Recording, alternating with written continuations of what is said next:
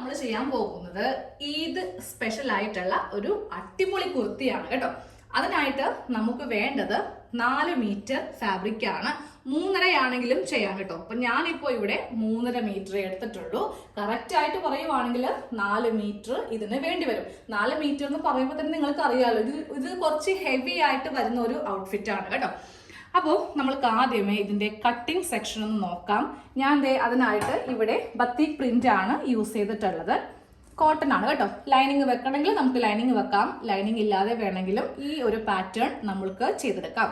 അപ്പോൾ നമ്മൾക്ക് ഇന്ന് 16 പാനൽസ് നമ്മൾക്ക് ഇതിൽ വരുന്നുണ്ട്. അപ്പോൾ തുണിയിലല്ല നമ്മളിപ്പോൾ കട്ട് ചെയ്യാൻ പോകുന്നത്. നമുക്ക് ആദ്യം ഈ പാനൽ ഒന്ന് റെഡിയാക്കി എടുക്കണം. അതിനായിട്ട് ഒന്നെങ്കിൽ ഒരു വേസ്റ്റ് ക്ലോത്ത് എടുക്കുക, അതുമല്ലാന്നുണ്ടെങ്കിൽ ഏതെങ്കിലും ഒരു പേപ്പറോ ന്യൂസ് പേപ്പറോ എന്തെങ്കിലും ഒന്ന് ഒട്ടിച്ച് 2 കഷ്ണം ഒട്ടിച്ച് നല്ല നീളത്തിൽ നമ്മൾക്ക് വേണ്ട കുർത്തിയുടെ ലെങ്ത് അനുസരിച്ചിട്ട് ഒന്ന് എടുക്കുക കേട്ടോ.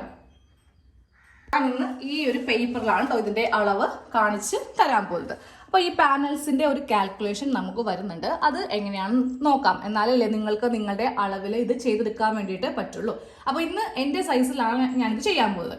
അപ്പോൾ എൻ്റെ സൈസ് എന്ന് പറയുന്നത് സ്മോൾ സൈസാണ്. ചെസ്റ്റ് സൈസ് 36, വേസ്റ്റ് വരുന്നത് 32 ഇഞ്ചാണ്. അപ്പം നമ്മൾക്ക് ഇന്ന് ഈ ഒരു പാനൽസ് നമ്മൾ ചെയ്യാൻ പോകുന്നത് വേസ്റ്റിന്റെ അളവനുസരിച്ചിട്ടാണ്.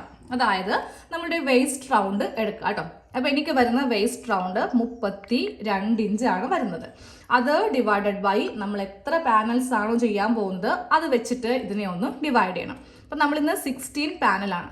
ഫ്രണ്ടില് 8, ബാക്കില് 8, അങ്ങനെ മൊത്തത്തിൽ 16 ആണ്. അപ്പോൾ നമ്മൾക്ക് വരുന്ന ഒരു ആൻസർ ആണ് 2.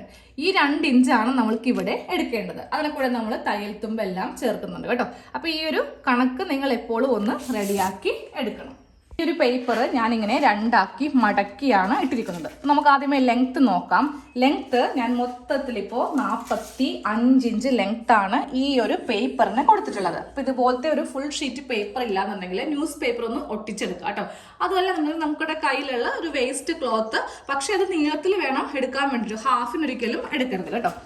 ഇനി നമ്മൾക്കിപ്പോൾ കിട്ടിയ ആൻസർ എത്രയാ? 2 ഇഞ്ച്. അപ്പോൾ ഇപ്പോൾ 2 മടക്കിലല്ലേ, 2 മടക്കിലായതുകൊണ്ട് നമ്മൾക്കിവിടെ വേണ്ട അളവാണ് 1 ഇഞ്ച്.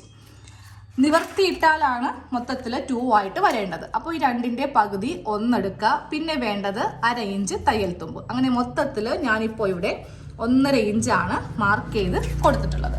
ഇനി താഴത്തേക്ക് നമ്മുടെ വേസ്റ്റ് ലെങ്ത് 14 കൊടുക്കുന്നത്. അതിനെ കൂടി തയ്യൽ തുമ്പ് കൂട്ടിയിട്ട് 15 ഇഞ്ചിലാണ് ഞാനിപ്പോൾ ഇവിടെ ഇങ്ങനെ മാർക്ക് ചെയ്ത് കൊടുത്തിട്ടുള്ളത് കേട്ടോ. ഇനി ഈ ഭാഗത്തും മുകളിലെടുത്ത അതേ അളവ് തന്നെ 1.5 ഇഞ്ച് തന്നെ ഇവിടെ ഇങ്ങനെ ഒന്ന് മാർക്ക് ചെയ്ത് കൊടുക്കാം. ഇനി നമുക്ക് താഴത്തെ ഫ്ലെയർ ആണ് നമ്മൾ കൊടുക്കാൻ പോകുന്നത് കേട്ടോ. താഴത്തെ ഫ്ലെയർ ഞാൻ മൊത്തത്തിൽ 5 ഇഞ്ച് അങ്ങോട്ട് എടുക്കുന്നുണ്ട്. അപ്പോൾ നമുക്ക് നല്ല അത്യാവശ്യം നല്ല ഫ്ലെയർ നമ്മൾക്കിവിടെ കിട്ടും. അപ്പോൾ അതെ ഇവിടെ 5 ഇഞ്ച് ഇങ്ങനെ ഒന്ന് മാർക്ക് ചെയ്ത് കൊടുത്തു. ഇനി നമ്മൾക്ക് ഈ ഒരു ടേപ്പ് വെച്ചിട്ട് ഇതുപോലെ ഇങ്ങനെ ഈ ടേപ്പ് കറക്റ്റ് ഇങ്ങനെ ഒന്ന് പിടിക്കാം. എന്നിട്ട് ഞാൻ ഇതിൻ്റെ സെൻറ്ററിൽ ഇവിടെ ഒരു മാർക്കിങ് ഇങ്ങനെ അങ്ങോട്ട് ചെയ്തു. അത് ഈ ഒരു സ്കെയിലിന് എനിക്ക് വരച്ചെടുക്കാനുള്ള എളുപ്പത്തിന് വേണ്ടിയിട്ടാണ്. അപ്പോൾ ഇവിടെ ഇങ്ങനെ വെച്ച് കൊടുത്തിട്ട് നമ്മൾക്ക് ഇതിങ്ങനെ ഒന്ന് ഇവിടെ ഇങ്ങനെ ഒന്ന് മാർക്ക് ചെയ്ത് ഇവിടെ അങ്ങനെ കൊടുക്കാം. അത് കഴിയുമ്പോൾ വീണ്ടും നേരെ താഴത്തേക്ക് വെച്ചിട്ട് ഇതിങ്ങനെ ഒരു സ്ട്രെയിറ്റ് ലൈൻ ഇങ്ങനെ അങ്ങോട്ടൊന്ന് വരച്ച് കൊടുക്കാം കേട്ടോ. ഇതുപോലെ വരച്ച് കൊടുത്തേ. അത് കഴിയുമ്പോൾ മുകളിലേക്ക് ഇപ്പോൾ നിങ്ങൾക്ക് പെരുന്നാളിനൊക്കെ ഇടാൻ പറ്റിയ നല്ലൊരു ഔട്ട്ഫിറ്റ് നമ്മൾക്ക് വീട്ടിൽ തന്നെ ചെയ്തെടുക്കാം. തുണി മാത്രം മേടിച്ചാൽ മതി. ഇതൊക്കെ പുറത്ത് കൊണ്ടേ തയ്പ്പിക്കാൻ നിന്നിട്ടുണ്ടെങ്കിൽ ഇതിൻ്റെ സ്റ്റിച്ചിങ് കോസ്റ്റ് ഭയങ്കര കൂടുതലാണ് കേട്ടോ പാനൽസിന് വരുന്നത്. അപ്പോൾ നമ്മളിതുപോലെയൊക്കെ കാണുവാണെങ്കിൽ നമ്മൾക്ക് തന്നെ ട്രൈ ചെയ്യാമല്ലോ. ഇനി ഇതങ്ങ് കട്ട് ചെയ്ത് എടുക്കണം. ഈ കട്ട് ചെയ്ത് വെച്ചിട്ട് ഞാനിന്ന് 3.5 മീറ്റർ എടുത്തിട്ടുള്ളൂ. 4 മീറ്റർ ആണെങ്കിൽ നല്ല ലാവിഷായിട്ട് നമ്മൾക്ക് ചെയ്യാൻ പറ്റും. 3.5 ആണെങ്കിലും കുഴപ്പമില്ല കേട്ടോ. ഇനി ഇതൊന്ന് കട്ട് ചെയ്തങ്ങ് എടുക്കുക.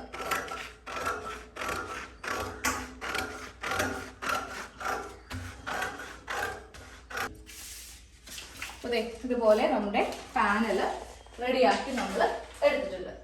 സ്മോൾ സൈസിന്റെ അനുസരിച്ചിട്ട് ഇതൊന്ന് ഓപ്പൺ ചെയ്യാം. ഇതാണ് കേട്ടോ നമ്മുടെ പാനലിന്റെ ഒരു പാറ്റേൺ. ഇത് വെച്ചിട്ട് നമ്മൾ തുണിയിലൊന്ന് കട്ട് ചെയ്യാൻ പോവുകയാണ്. അപ്പൊ ഈ തുണി 45 ലെങ്ത്തില് 2 പീസായിട്ടൊന്ന് കട്ട് ചെയ്ത് എടുക്കണം. അതുപോലെ തുണി ഒന്ന് 2 ആക്കി ഞാൻ കട്ട് ചെയ്തെടുത്തു കേട്ടോ. അതായത് 45 ലെങ്ത്തിലെ 2 പീസ് ഒന്ന് കട്ട് ചെയ്ത് അങ്ങോട്ട് എടുക്കുവാണ്. ഇതുപോലെ ഇങ്ങനെ തുണി ഒന്ന് രണ്ടാക്കി മടക്കി ഇട്ട് കൊടുത്തിട്ടുണ്ട്. മൊത്തത്തിൽ ഇപ്പോൾ 4 തുണി നമ്മുടെ സൈഡിൽ ഇങ്ങനെ ഉണ്ട് കേട്ടോ. ഇനി ഇതിന്റെ മീതേക്ക് ഈ ഒരു പാനൽസ് ഇങ്ങനെ വെച്ച് കൊടുക്കാം. ഇപ്പോൾ ഓപ്പൺ ചെയ്യരുത്, ഇതുപോലെ ഇങ്ങനെ വെച്ച് കൊടുത്തിട്ട് നമുക്ക് ഈ അളവിൽ ഇതിനെ കൂടെ ഇനി തയ്യൽ തുമ്പൊന്നും കൂട്ടിയോ കുറച്ചോ ഒന്നും എടുക്കരുത്. ഇതേ അളവിൽ തന്നെ ഒന്ന് നമ്മൾക്ക് ഇതിനെ ഒന്ന് കട്ട് ചെയ്തങ്ങ് മാറ്റണം. ഈ പാനൽ വെച്ചിട്ട് ഞാൻ ഇതിന്റെ സൈഡിൽ ഇങ്ങനെ ഒന്ന് മാർക്ക് ചെയ്ത് കൊടുത്തു. അപ്പോൾ നമുക്ക് ഇതുപോലെ നമ്മുടെ മെയിൻ ഫാബ്രിക്കിൽ നല്ലതുപോലെ ഇങ്ങനെ വരക്കണമെങ്കിൽ വേറൊരു കഷ്ണം തുണിയിലോ അല്ലെങ്കിൽ പേപ്പറിലോ ഇതുപോലെ ഒന്ന് ചെയ്തെടുക്കാം. ഇത് മാത്രമേ ഇങ്ങനെ മടക്ക് വരുത്തിയിട്ട് നമ്മൾ ചെയ്യുന്നുള്ളൂ കേട്ടോ. ബാക്കി ഇനിയെല്ലാം ഓപ്പൺ ചെയ്തിട്ടാണ് ചെയ്യാൻ പോകുന്നത്. അപ്പോൾ ഫസ്റ്റ് ഇതങ്ങ് കട്ട് ചെയ്തങ്ങ് മാറ്റണം. ഇതുപോലെ ഇങ്ങനെ ഫസ്റ്റ് പാനല് ഇതിപ്പോൾ 2 എണ്ണം ഉണ്ടാവും കേട്ടോ.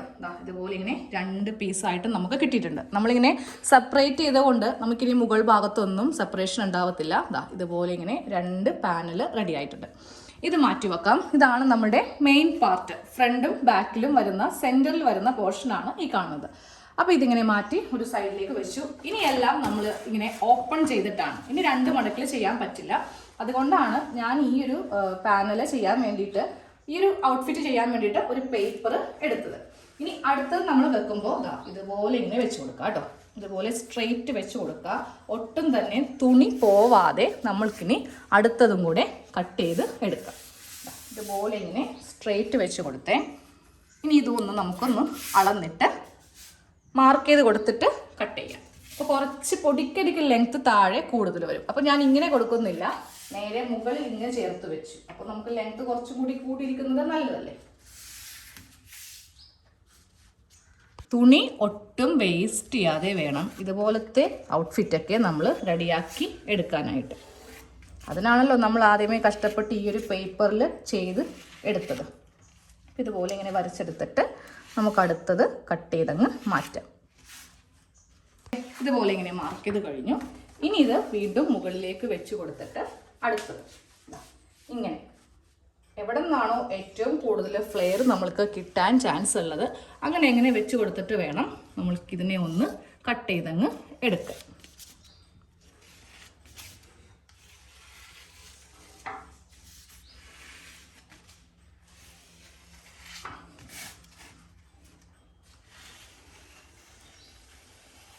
ഓക്കെ, ഇപ്പോൾ ഇവിടെ ഒരു പീസായി, ഇവിടെ ഒരു പീസായി. ഇത് രണ്ടും ഒന്ന് കട്ട് ചെയ്യാം. കട്ട് ചെയ്യുമ്പോൾ ഇതിൻ്റെ ലൈൻസ് തമ്മിൽ മാറി പോകരുത് കേട്ടോ. ആദ്യമേ ഒരെണ്ണം ചെയ്ത് കംപ്ലീറ്റ് ആക്കിയിട്ട് അടുത്തത് ചെയ്യുക. അതായത് ഈ ഒരു ലൈനാണ് ഇവിടത്തേത്.